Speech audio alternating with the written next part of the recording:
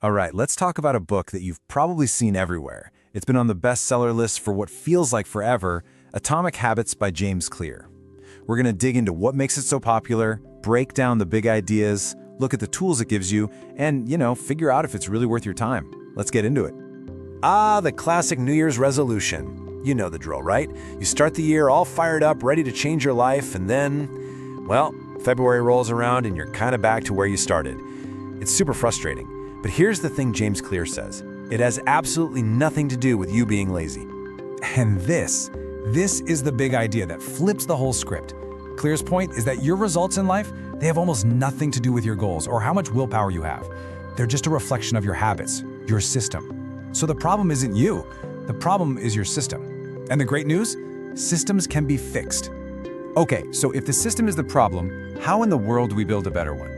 Well, according to Clear, it all boils down to this one really small but incredibly powerful idea that just completely changes how you look at getting better. Yep, that's it, 1%. This single number is the entire heart of the Atomic Habits philosophy. It's not about some huge revolutionary change overnight. It's just about the simple goal of getting 1% better every single day. Now here's where the magic really kicks in. It's basically compound interest, but for your habits. Getting 1% better today doesn't feel like much, I get it, it's tiny. But when you string those tiny improvements together, day after day for a year, they snowball into something truly massive. It makes big changes feel way less scary and way more possible.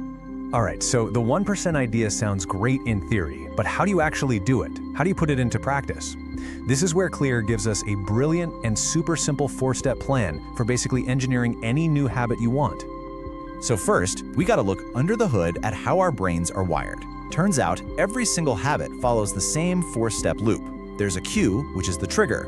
That leads to a craving, which is the motivation. That leads to a response, which is the actual habit. And finally, you get a reward, which tells your brain, hey, that was good, let's do it again. So to basically hack that loop for our own good, Clear gives us these 4 super simple laws. To build a good habit, all you have to do is apply them. Number 1.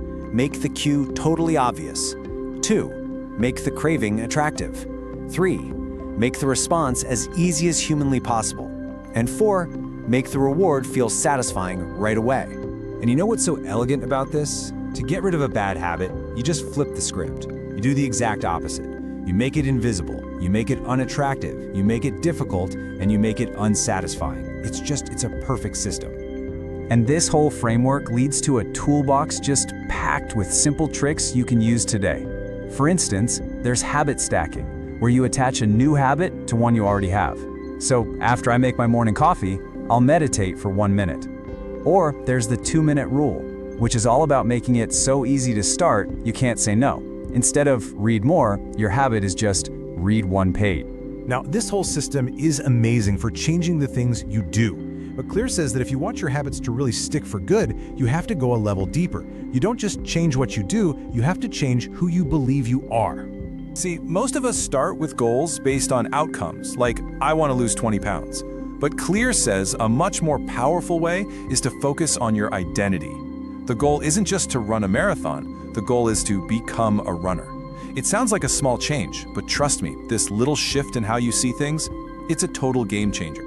And this is maybe my favorite idea in the whole book. When you start thinking about identity, every little action you take isn't just a task anymore. It's a vote you're casting for the kind of person you want to be. You do 1 push-up, that's a vote for I am a fit person. You write 1 sentence, that's a vote for I am a writer. So after all that, what's the bottom line? Let's be real about it and take a look at the good and the, not so good of Atomic Habits. Look, on the plus side, this book is just ridiculously practical. The advice is super clear, and you can apply it to almost anything. But on the flip side, some people do find the ideas a bit repetitive, and it doesn't really get into the deep, messy, emotional reasons we have bad habits. If you've already read a ton on this topic, it might not feel super new to you. So that all leads to the most important question, doesn't it? With all that in mind, who is actually going to get the most out of reading this book? Honestly, this book is an absolute home run for anyone who's kind of new to self-improvement or for anyone who's just sick of vague advice and wants a concrete step-by-step plan. If you want strategies you can use literally right now, this is for you. It's probably less for someone looking to do a deep dive into the psychology of their trauma. I feel like this quote really nails it. Think of Atomic Habits as a fantastic toolbox. It's got all the wrenches and screwdrivers you need to fix and build your behaviors. What it isn't, though, is a therapist's couch for digging into why you have those issues in the first place. It's all about the how. Okay, so if we had to boil this entire book, this whole explainer, down to one single thing you should remember, just one core idea, what would it be? It's this. Forget about the dramatic overnight transformations. That's not how real change works. Lasting change, the kind that sticks, is the slow, quiet result of the tiny habits you do every day. The ones that are constantly casting votes for the person you really want to be. So I'll just leave you with this one question. Don't worry about tomorrow or next month. Think about right now. What is one tiny, almost laughably small action you can take today that casts a vote for your ideal self?